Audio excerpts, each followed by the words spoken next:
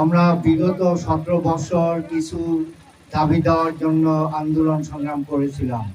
তার ভিতর অন্যতম দাবি ছিল মানুষের ভোটের অধিকার। ইনশাআল্লাহ আমরা 12ই ফেব্রুয়ারি সেই অধিকার প্রয়োগ করতে যাচ্ছি।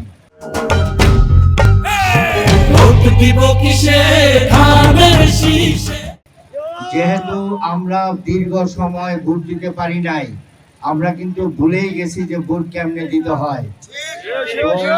অতীতে কিন্তু ভোট হয়েছে, আপনারা ভোট দিতে পারেন নাই, ভোট কেন্দ্রে গিয়েছেন, আপনারা শুনেছেন আপনাদের ভোট হয়ে গেছে। আপনারা হয়তো মনে করতে পারেন যে এবারে হয়তো সেই রকম হবে, কিন্তু না, এবারের ভোট আপনার ভোট আপনাকেই দিতে হবে। যদি আপনার ভোট আপনাকে দিতে হয় তাহলে আপনাকে ভোট কেন্দ্রে যেতে হবে। আপনি ভোট কেন্দ্রে একা যাবেন না, আপনার পরিবারে যারা ভোটার আছে, আপনার বাবা মা ভাই বোন আত্মীয় স্বজন সবাইকে সাথে করে নিয়ে যাবেন। যেহেতু ভোট সকাল 7:30 থেকে শুরু হবে, আপনারা 7টার ভিতর ভোট কেন্দ্রে যাবেন এবং লাইনে দাঁড়িয়ে যাবেন।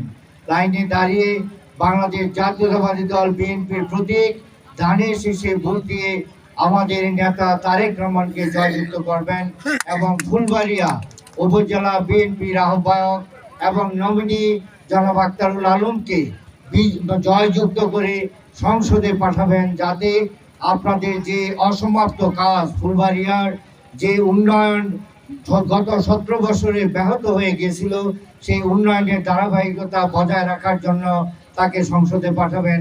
এই আশা এবং আহ্বান আপনাদের প্রতি রইল।